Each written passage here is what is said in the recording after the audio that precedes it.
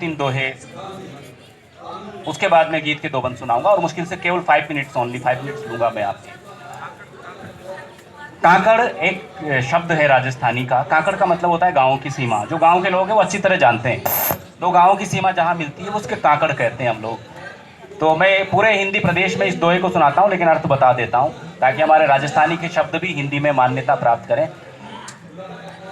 एक लड़की को वो इतनी सुंदर है कि उसकी शादी होने के बाद में जो गांव के लड़के प्रेम करते थे और उस गांव का क्या हाल हुआ, ये इसका मूल भाव है। देखिए, और मैं फिर से युवाओं से मुखातिब होना चाहूँगा क्यों आपसे ही उम्मीद है दोस्तों।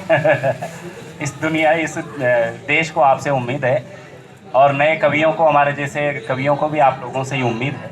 आपसे ही हम आगे बढ़ पाएंगे। सुने के अर्थ ध्यान रखें। काकड़ का अर्थ गांव की सीमा। सुने कि एक लड़की ने क्या रखा, एक काकड़ बाहर पाँव। शादी होने के बाद में विदाई जो हुई उसकी अपने पीहर से, कि एक लड़की ने क्या रखा, हर काकड़ बाहर पाँव।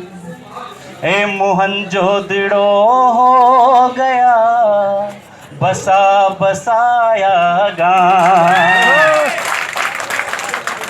एक लड़की ने क्या रखा, हाय काकड़ बाहर पाँव। अरे मोहनजोदड़ो हो गया बसा बसाया गाँव।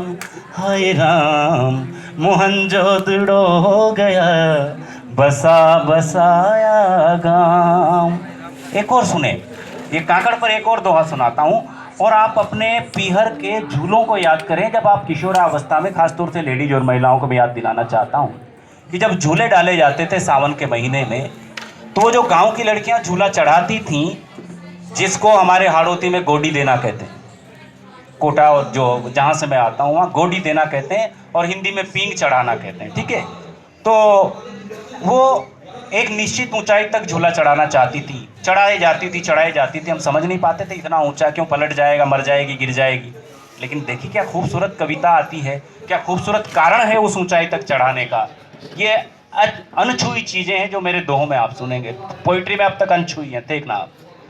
कि गोरी झूले झूलना, अरे तब तक पींग चढ़ाए। काकड़ का अर्थ गांव की सीमा, याद रखना। कि गोरी झूले झूलना, अरे तब तक पींग चढ़ाए। ए जब तक पीऊ के गांव का काकड़ ना दिख जाए, जब तक पीऊ के गांव का काकड़ ना दिख जाए। एक दोहा आखिरी सुना के आज के सत्र का समापन करेंगे, गीत फिर कभी सुनाएंगे। कि नींव खुदाई बाप ने, इस दोहे को सुनकर कोटा के लोगों ने मुझे कहा कि तुम्हें कविताएं लिखनी चाहिए। आज से 25 साल पहले वो दोहा मैं सुनाता हूँ आपको, और उसके बाद मैं सिंसियरली कविताएं लिखने लगा। सही बात ये है, इस दोहे को सुन के मुझे लोगों ने कहा कि तुम कविता लिख सकते हो। सुनाता हूँ और स्मृति में रहे, बस मेरा आपसे इतना ही इल्तिजा है कि नींव खुदाई बाप ने, अरे माँ ने ढोई गार। जब मकान बनाया गया, अरे नींव खुदाई बाप ने, है माँ ने ढोई गार। हे अब बेटों ने डाल दी आंगन में दीवार, अब बेटों ने डाल दी आंगन में दीवार। बहुत शुक्रिया।